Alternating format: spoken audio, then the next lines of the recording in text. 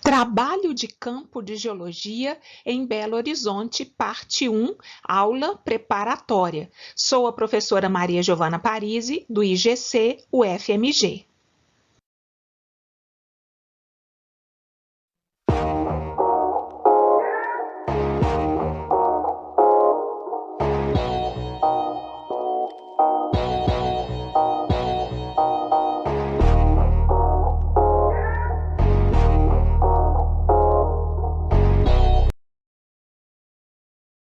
Olá, alunos e alunas de Geologia de Engenharia. Hoje faremos um trabalho de campo virtual. A primeira parte será uma aula teórica em que vou mostrar para vocês qual é a geologia de Belo Horizonte e também os principais tipos de movimento de massa que ocorrem em nosso município. A parte 2 já será o trabalho de campo propriamente dito. Quero, depois do trabalho de campo, que vocês iniciem um relatório em grupo sobre o trabalho. Neste relatório, eu quero que vocês coloquem uma breve descrição da geologia de Belo Horizonte e também localizem todos os pontos observados em um mapa. Coloram os pontos de acordo com cada formação geológica vista no trabalho de campo. Posteriormente, quero que vocês descrevam como a geologia e as estruturas observadas influenciam nos tipos de movimento de massa em Belo Horizonte. Façam uma conclusão e é isso. Bom trabalho para vocês!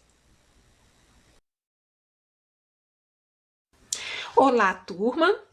Animados para o nosso trabalho de campo de hoje? Espero que sim. Antes de iniciarmos o nosso trabalho, eu preciso dar uma explicação sobre a geologia de Belo Horizonte, que será o tema de nosso campo hoje. Nós iremos ver alguns pontos da geologia de Belo Horizonte e ver também processos de movimento de massa muito comuns em nosso município. Bom, aqui nós temos o mapa de Belo Horizonte e a legenda desse mapa. Belo Horizonte constitui-se de rochas do supergrupo Minas, que se divide em Grupo Itabira, Grupo Piracicaba e Grupo Sabará, na região de Belo Horizonte. Também rochas do complexo Belo Horizonte, principalmente gnais, né, um pouco de migmatito e alguma faixa com granito. Temos também intrusões de rocha básica, especialmente na parte do complexo Belo Horizonte, como também no nosso grupo Sabará, e também formação superficial com depósitos aluviais, canga e talos. Canga, vocês podem ver aqui nessa parte mais cinza, né, que é muito comum na proximidade da Serra do Curral, que fica ao sul do município, por onde nós iremos começar o nosso trabalho de campo. Então, vamos ver. A formação Cauê do grupo Itabira, do supergrupo Minas, pode ser vista no topo da Serra do Curral, na parte sul. A formação Cauê é constituída por itabiritos e xerte e são rochas de origem sedimentar química que posteriormente sofreram metamorfismo. Da mesma forma, a formação Gandarela, que pode ser vista na sequência em direção à parte norte da cidade. A formação Gandarela, aqui em verde, também são dolomitos, filitos dolomíticos ferruginosos, e é também uma formação constituída por rochas de origem sedimentar química que foram posteriormente metamorfizadas. Após a formação Gandarela, entramos em contato com a formação Cercadinho, que está aqui nessa parte amarela clara e é constituída também por rochas metasedimentares, especialmente filitos prateados alternados, interdigitados por quartzitos ferruginosos. Posteriormente, a formação Cercadinho, subindo um pouco mais, temos essa faixa muito estreita aqui, laranja, que é constituída pela formação fecho do funil, que são filitos, basicamente filitos, ora filitos um pouco dolomíticos e filitos puros. Posteriormente, é muito difícil de observar na escala desse mapa, mas temos aqui uma faixa um pouco rosadinha também, um rosa mais forte, que passa aqui numa faixa muito estreita, ela não tem continuidade, a gente na escala desse mapa não conseguimos observar, mas existe uma faixa nesse ponto aqui e outra faixa nesse ponto aqui, com uma faixa maior desse beijinho bem clarinho, que constitui a formação barreiro, que é a faixa mais rosada, e a formação tabuões. A formação barreiro é constituída por filitos carbonosos e a formação tabuões por quartzitos muito finos. E as duas formações, elas se interdigitam muitas vezes, assim como a formação cercadinho é uma interdigitação de quartzito ferruginoso com filitos prateados. Posteriormente, essa faixa mais espessa, com cor marrom, corresponde ao grupo Sabará, que é o grupo Sabará no topo do supergrupo Minas. Então, nós temos da base para o topo a formação Gandarela, a formação Cauê, formação Cercadinho, formação Fecho do Funil, formações Tabuões, formação Barreiro e o grupo Sabará, como sendo as representantes do supergrupo Minas em Belo Horizonte. O complexo Belo Horizonte, nosso embasamento, né, que abrange 70% de Belo Horizonte, e as rochas metasedimentares, que eu já disse, mais 30% do nosso território municipal, certo? Podemos observar algumas falhas de empurrão, falhas inferidas nessas linhas aqui, principalmente nas rochas metasedimentares, no contato da formação Cercadinho e Fecho do Funil com Sabará, e também em alguns pontos entre a formação Gandarela e a formação Cercadinho. Então, inferidas aqui algumas falhas, né? Que posteriormente nós teremos a oportunidade de ver algumas delas, né? Aqui também algumas falhas inferidas e falhas de empurrão. Então, temos várias falhas de empurrão aqui. Muito bem, agora nós veremos um perfil um pouco mais detalhado da cidade, sendo que nós temos aqui ao sul a Serra do Curral, com uma altitude de 1.300 metros, constituída pela formação Cauê e também pela formação Gandarela do grupo Itabira, que eu já expliquei.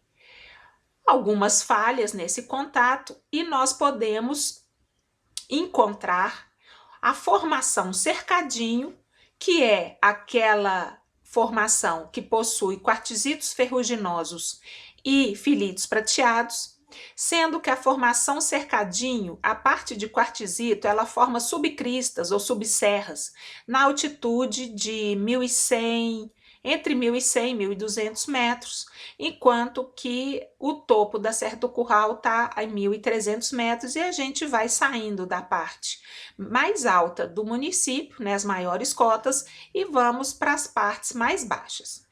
Depois da formação Cercadinho, nós temos a formação Fecho do Funil, depois aqui em azul a formação Barreiro alternada com a Tabuões, que são aqueles filitos carbonosos, a Fecha do Funil praticamente são filitos, alguns filitos dolomíticos, e o grupo Sabará, constituído por xistos e filitos, basicamente.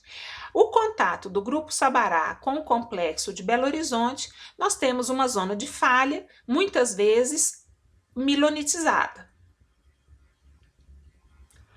O complexo Belo Horizonte, constituído por guinais típico, guinais de granulação grossa, às vezes migmatíticos. E temos aqui a depressão de Belo Horizonte, constituída aí por altitudes em torno de 900, 800, 600 metros. Tudo bem?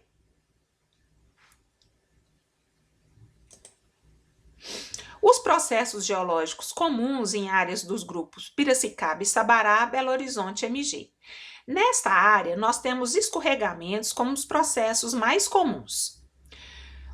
Neste ponto aqui, que nós não vemos esse ponto mais dessa forma que está essa foto, porque essa foto ela foi tirada em 2003, é a Avenida Rajagabalha, onde nós temos filitos alternados com quartzitos do grupo Piracicaba, formação cercadinho de Belo Horizonte.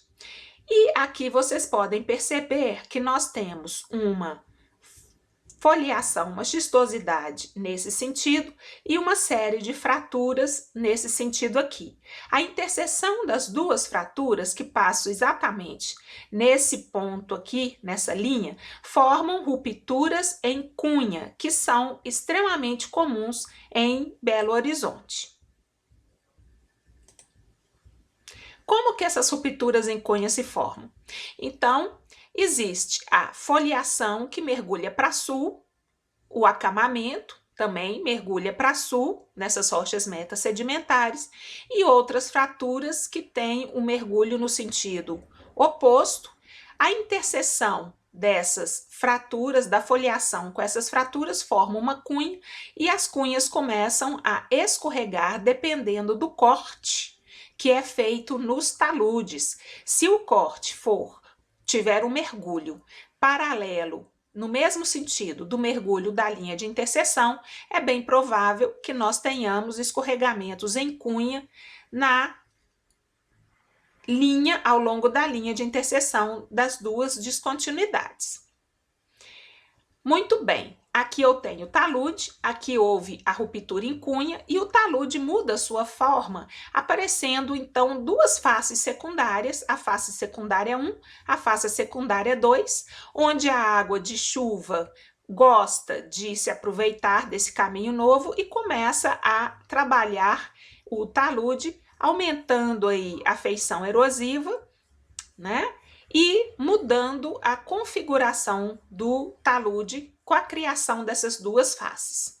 Uma vez criada as duas faces, a face que tem a foliação paralela ao mergulho e à direção da face 1 pode também começar com ruptura planar, enquanto que a face que tem a fratura ou a foliação mergulhando ao contrário do mergulho dessa face 2, então a gente tem tombamento. Aqui é uma foto do talude em frente ao Shopping Ponteio. Hoje isso não está assim mais, essa foto é de 2002, e a gente vê aqui uma ruptura em cunha, onde a foliação mergulha para sul-sudeste, e a gente tem essa fratura que faz uma linha de interseção com a foliação, mergulhando aí no sentido oposto, formando então a cunha e a linha de interseção. Como o talude vai para sudoeste, então nós temos a linha de interseção provocando aqui o escorregamento e uma série de depósitos formados aqui por materiais que escorregaram nesse talude. Mais ou menos isso que está ilustrado aqui.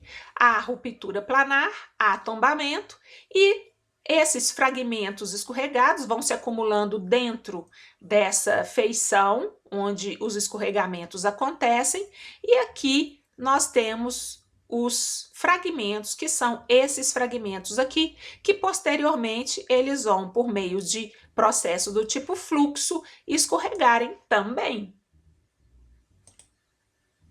Aqui é uma foto da Avenida Rajagabalha, aquela primeira foto que eu mostrei para vocês, em que é possível ver aonde está a linha de interseção, onde estão as cunhas, né? Essa fratura e essa foliação. Não se preocupem que nós veremos isso melhor posteriormente.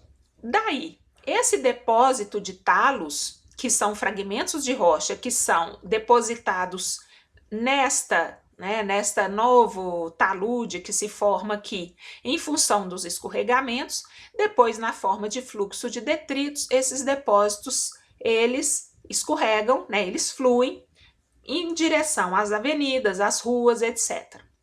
Outro movimento muito comum é, uma vez que nós temos rochas com várias famílias de fraturas, a água ela penetra nessas fraturas, provoca pressão lá dentro e acaba induzindo a ruptura de blocos que vão cair também, né? Então nós temos queda de blocos, tombamentos em função dessa pressão que a água faz dentro das fraturas e das descontinuidades dos maciços rochosos. Aqui é a BR-040, em que nós vemos aqui os blocos que se romperam do maciço rochoso em função dessa saturação e abertura das descontinuidades e queda desses blocos. Aqui um exemplo de tombamento. A foliação mergulha para o interior do maciço, né? O interior do talude, mas o talude com corte, houve um tombamento. Nós temos também rupturas planares, em que a superfície de ruptura ela é paralela à face do talude ou mergulha no mesmo sentido da face do talude com um ângulo mais suave. A água também penetra nessas descontinuidades, favorece a ruptura e a ruptura planar acontece. Veremos esse tipo de ruptura mais para frente. Outro movimento que nós temos muito comum é o rastejamento, onde aqueles depósitos de fragmentos de rochas que formam talos, eles lentamente começam a se movimentar, provocando a inclinação de muros e, posteriormente, escorregamentos. Nós temos também depósitos espessos, como colúvio e talos, nas regiões mais íngremes, em que houve processos de transporte de material e deposição na base das encostas, formando os depósitos de colúvio, assim como também cortes antrópicos com lançamento de material ao longo desses taludes. Tudo isso vai formando um depósito muito espesso e esses depósitos posteriormente podem escorregar, tanto na forma planar, em contato solo-rocha, quanto também em escorregamentos circulares. Aqui nós temos um escorregamento planar, bem rústico, né? Essa minha redação aqui é porque eu corrigi, tinha uma coisa errada, ao longo do contato desse depósito com a rocha. Então, foi um escorregamento planar, um exemplo de escorregamento planar aqui nesta posição no Alto Santa Lúcia, em Belo Horizonte. Muito bem.